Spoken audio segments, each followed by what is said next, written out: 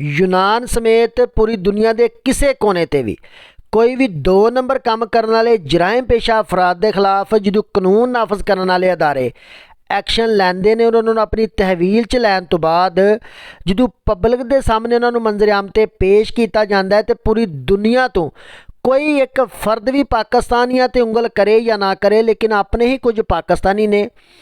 कि ਜਿਹੜੇ खुद ही अंदाज़ा ला लेंदे ने, खुद ही इस बात का तयन कर लेंदे ने, ना तस्दीक करते हैं ना कोई तहकीक करते हैं कि हर एक 2 नंबर काम च कोई ना कोई पाकिस्तानी मुलवस जरूर होना है। मेरे दोस्तों, इस तरह के लोगों की मैंटेलिटी का अंदाज़ा तुसीं मेरी इस बात तो ला सकते हो कि कल मैं एक वीडियो अपलोड की कि जिहड़ी यूनान के तमाम न्यूज़ चैनल खबर ब्रेक कर रहे सन कि यूनान की पुलिस ने मुख्तलिफ मकामात ते छापे मारे और दौराने चैकिंग बहुत सारे लोगों ने उन्होंने गिरफ्तार भी किया और उन्होंने कोलों 2 नंबर पासपोर्ट बरामद होए,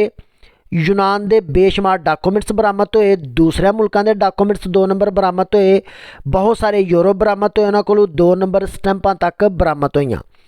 और कुछ साढ़े वो पाकिस्तानी जिहड़े मेरी वीडियो के थले आके भी कमेंट्स करते रहे कि इस काम च भी कोई ना कोई पाकिस्तानी जरूर होना है, और बेशुमार आवाम ने वीडियो अपलोड की और उन्होंने थले भी कमेंट्स मैं पढ़े कि ये भी जरूर कोई ना कोई पाकिस्तानी मुलवस होना है। लेकिन यह बात की तस्दीक करने तो बाद यह बात साबित हुई है कि अलहमदुलिल्लाह इस काम के कोई एक भी पाकिस्तानी नहीं है। और यूनान दे विच गल है कि अगर पाकिस्तानियों को कोई बाई मिसटेक कोई जराइम होया ना तो उसकी सज़ा भी वो भुगत रहे हैं, लेकिन सरजमीने यूनान ते पाकिस्तानियों ने सिर धाड़ दी भी बेशुमार दफ़ा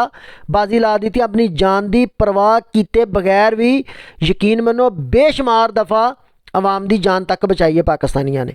यह भी तो काम पाकिस्तानी किए ने सरे फरिश्त यूनान दे विच। लेकिन गल है कि अच्छे और बुरे लोग हर मुआशरे च पाए जाते हैं, चाहे वह पाकिस्तान है, यूनान, इंडिया, बांग्लादेश या कोई भी कंट्री है, लेकिन बी पॉजिटिव हमेशा पॉजिटिव सोचना चाहिए, हमेशा पॉजिटिव सोचना चाहिए और दुआ मंगनी चाहिए कि अल्लाह ताला की ज़ात तमाम परदेसियों को इस तरह के मामलों तो दूर रखे। और मेरे दोस्तों,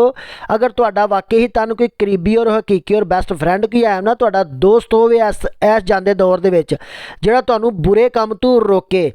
तुहाडी गलती तुहाडे मूँह ते कहे कि इस बात च तू गलत है,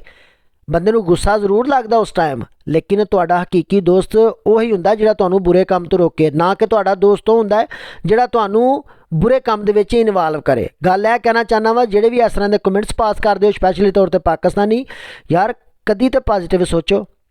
कभी तो पॉजिटिव सोचा करो। अगर पाकिस्तानियों ने मैं पहला भी अर्ज किया अगर बाय मिसटेक कोई जराइम भी किया ना यूनान च उसकी सज़ा भी भुगत रहे हैं, लेकिन सरे फरिश्त भी पाकिस्तानी हो रहे हैं, बाज़ दफ़ा पाकिस्तानी हो रहे हैं जिन्हें सिर धड़ की बाजी भी बड़ी दफ़ा ला दी थी, अपनी जान की परवाह किए बगैर भी लोगों दी जानां भी यूनान च बचाइया ने। बाकी अल्लाह ताला की ज़ात तमाम दा हामी नासर होए, तमाम नूं अपने हिफ्ज़ो ईमान च रखे। जज़ाकल्लाह खैर।